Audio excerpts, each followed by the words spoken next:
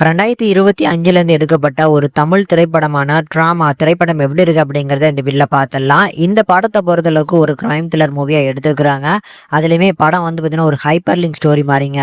இதுல ரொம்பவும் முக்கியமான ஒரு கதை அப்படின்னா நம்ம விவேக் பிரசன்னாவோட கதை தான். கல்யாணமாகி ரொம்ப வருஷமா குழந்தை இல்லாம தவிக்கிற இவர். ஸோ இவரால் தான் குழந்தை பெற்றுக்க முடியாது அப்படிங்கிறத தன்னோட மனைவி கிட்டக்க சொல்ல தைரியம் இல்லாம இருக்கிறாரு நம்ம ஹீரோ. ஒரு கட்டத்துக்கு மேல ஒரு கிளினிக்கை சஜஸ்ட் பண்றாங்க. அந்த கிளினிக்ல இவர் அட்டன் பண்ணதுக்கு அப்புறம் குழந்தை பிறந்துச்சா.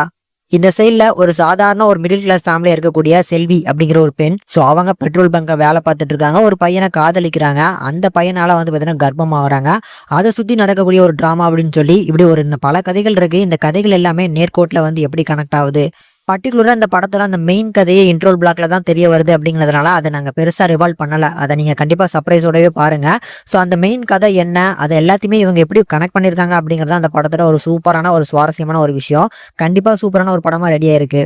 படத்துல வரக்கூடிய தனித்தனியான கதைகள், அந்த கதைக்கான ரைட்டிங் ஒர்க் எல்லாமே நல்லா இருந்துச்சு. ஆன் ஸ்கிரீன்லயுமே ஸ்கிரீன் பிளே நல்லா எஃபெக்டிவா தான் ப்ரெசென்ட் பண்ணியிருக்காங்க. அங்கங்க வரக்கூடிய காமெடி பெருசா ஒர்க் அவுட் ஆகல அப்படின்னாலும் மைல்டா சிரிக்க வைக்குது.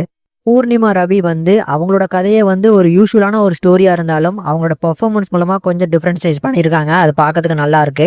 கரெக்டா இன்ட்ரோல் பிளாக் ஒரு one of the highlight scene அப்படின்னு சொல்லலாம். இன்ட்ரோல் பிளாக்ல தான் இந்த படத்தோட மெயின் கதை என்ன அப்படிங்கிறது தெரிய வருது. அது வரைக்கும் வந்து பார்த்தீங்கன்னா ஒரு தனித்தனியான ஒரு கதைகளாக தான் வந்து பார்த்தீங்கன்னா இருக்கும். ஸோ அதுக்கப்புறம் தான் கொஞ்சம் கொஞ்சமா ஒட்ட வைப்பாங்க. கிளைமேக்ஸ் ஒட்டி ஒரு ட்விஸ்ட் கொடுத்துருப்பாங்க. அந்த ட்விஸ்ட் பெருசா ஒர்க் அவுட் ஆகல. எனக்கு அந்த ட்விஸ்ட் வந்து பார்த்தீங்கன்னா ஒரு பயங்கரமான காண்டா இருக்கு. கூடயே சுத்தின இந்த நபர் தான் இப்படி பண்ணியிருக்காரு அப்படிங்கும் போது அதை என்னால் அக்செப்ட் பண்ணிக்க முடியல. பட் அந்த ட்விஸ்ட் நல்லா தான் இருக்கு. ஓவராலா பார்க்கறதுக்கு ஒரு ஒர்த்தான ஒரு தமிழ் மூவி தான். கண்டிப்பா ட்ரை பண்ணி பார்க்கலாம். படத்துல இந்த ஹைப்பர் லிங்க் மூவிஸ் எல்லாம் விரும்பி பார்ப்பீங்க அப்படின்னா இந்த படமும் கண்டிப்பா உங்களுக்கு ரொம்ப பிடிக்கும். பெர்ஃபார்மன்ஸ் வைஸ் படத்துல நடிச்சிருக்க எல்லாருமே சூப்பரான பெர்ஃபார்மன்ஸ், டெக்னிக்கலி செம சவுண்டான படம் தான். ஃபேமிலிஸோட பார்க்கலாமா அப்படின்னா என்ன கேட்டால் கண்டிப்பாக ஃபேமிலிஸோட பார்க்கலாம் தான். ஆனால் ஒரு சில காட்சிகள் இருந்தாலும் கண்டிப்பாக அந்த படத்தை நான் ஃபேமிலிஸோட பாருங்க அப்படின்னு நான் சொல்வேன். கண்டிப்பாக ட்ரை பண்ணி பாருங்க.